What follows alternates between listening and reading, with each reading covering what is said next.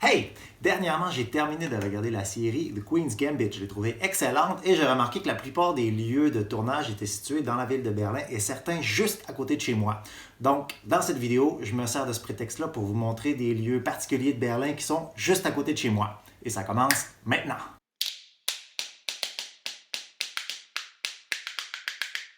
Pour ceux qui n'ont pas vu la série, je vous rassure, on va beaucoup plus parler des lieux dans lesquels la série a été tournée que de la série elle-même. Et pour ceux qui l'ont vu, vous allez reconnaître beaucoup de lieux. On s'en va dehors.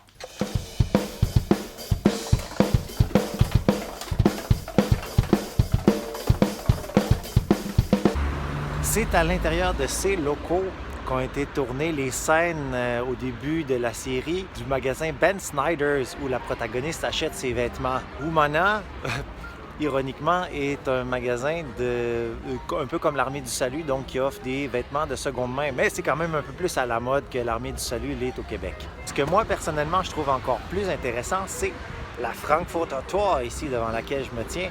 Donc, Frankfurter pour la ville de Francfort, mais attention, pas celle du sud de l'Allemagne, la grande ville financière, sinon une petite ville inconnue qui fait frontière avec la Pologne.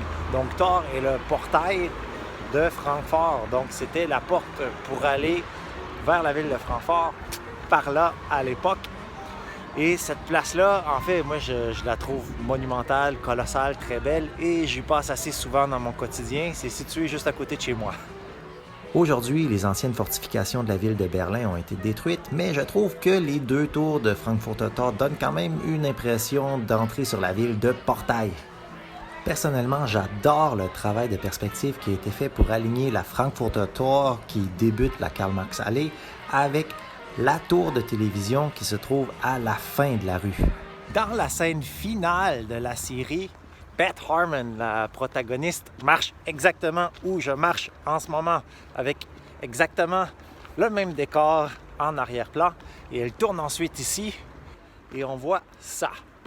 Alors cette rue-là, c'est la Karl-Marx-Allee.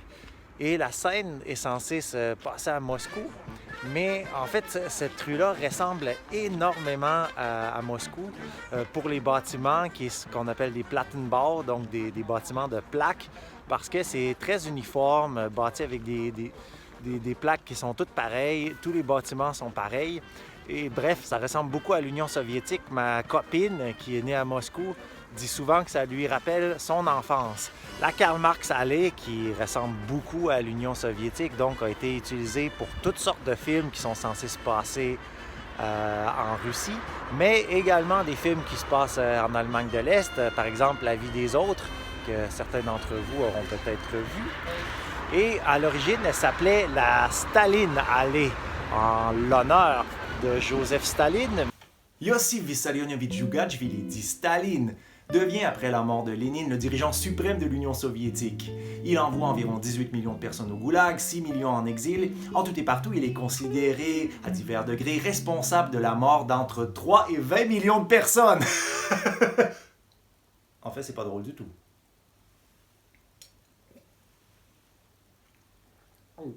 Mais plus tard, même dans l'Allemagne de l'Est, dans une phase de déstalinisation, on a voulu enlever les références à Joseph Staline et on a rebaptisé cette rue-là en Karl-Marx-Allee.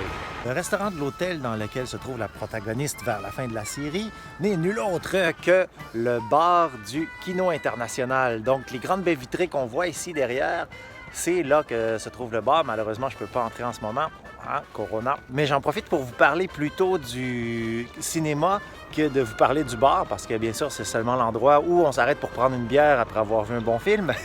Le cinéma lui-même a été construit en 1963 et a tenu la plupart des grandes premières de l'Allemagne de l'Est. Donc c'est là qu'on voyait les grands films et les grandes vedettes pour la première fois en Allemagne de l'Est. Bien entendu, nous, dans l'Ouest, on n'a pas vu beaucoup de ces films-là.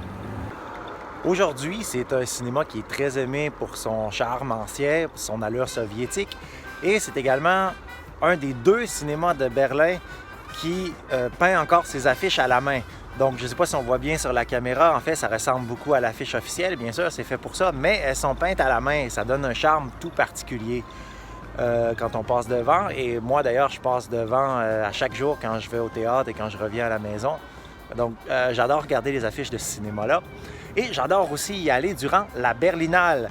La Berlinale, c'est le festival de cinéma international de la ville de Berlin qui est tenu chaque année en février et qui présente des films internationaux de répertoire, mais aussi des blockbusters. Donc, il y en a pour tout le monde et c'est présenté à travers toute la ville de Berlin dans différents cinémas, dont celui-là où je vais presque exclusivement pour la Berlinale. Et ce qui est bien de la Berlinale, c'est que c'est un festival qui est très démocratique, au contraire de Cannes, par exemple, en France, qui est très exclusif, où on peut entrer presque juste avec invitation et il y a un code vestimentaire très strict. À la Berlinale, non, on peut y entrer très facilement, il suffit d'avoir un billet, il n'y a pas de tenue vestimentaire obligatoire. Bien sûr, certains films vont être plus difficiles d'accès parce que tout le monde veut y aller, mais en tant que tel, il n'y a pas de règles sur qui peut y aller et qui ne peut pas y aller. Le tournoi final de toute la série a été tourné dans la Bärenhaus. Stop! J'ai dit la Bärenhaus, moi là? Non, la Bärensaal. OK, on peut continuer.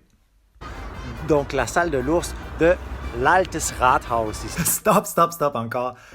Altes Stadthaus. Bon, là maintenant je fais plus d'erreurs, c'est vrai, on continue. Et bizarrement, ça veut dire donc la vieille maison de ville, donc le vieil hôtel de ville, mais c'est étrange parce que en fait ça a été construit en renfort à l'administration municipale de Berlin qui est située juste en face dans la Rotes Rathaus, donc la mairie rouge parce qu'elle est fabriquée de briques rouges bien sûr.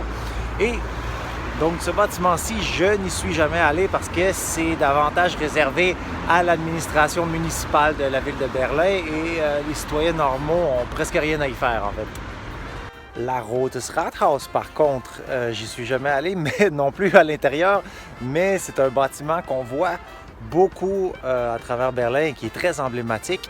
Et c'est juste à côté de la Fernsehturm, qu'on voit d'à peu près tous les points de la ville du moment qu'on n'est pas bloqué par des bâtiments autour.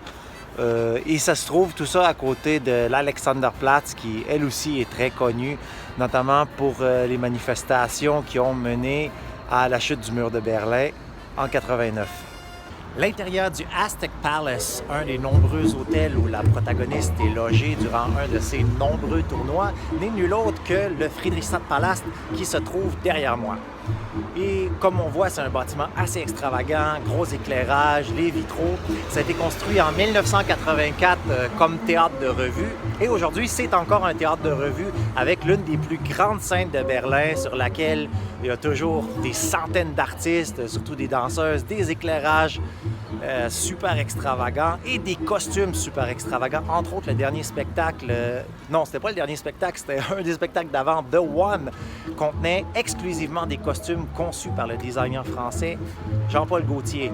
Moi, personnellement, je viens au Friedrichstadtpalast quelques fois par an, d'une part parce qu'une maquilleuse à mon théâtre travaille également comme maquilleuse ici à ce théâtre et peut m'avoir des billets pour pas trop cher, donc je viens voir chaque nouvelle production, et d'autre part parce qu'ils convertissent le théâtre en cinéma pour la Berlinale. Et comme je vous disais, c'est une scène immense, donc la salle est immense, l'écran est immense. Ça fait beaucoup de gens qui regardent le film en même temps, c'est un grand événement. Il y a le tapis rouge à l'entrée, les valets sont en tenue complète. On a vraiment l'impression d'assister à un événement.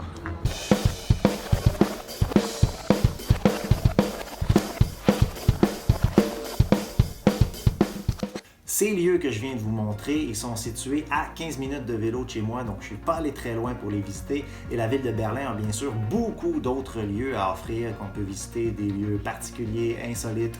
La ville de Berlin contient énormément d'éléments très différents.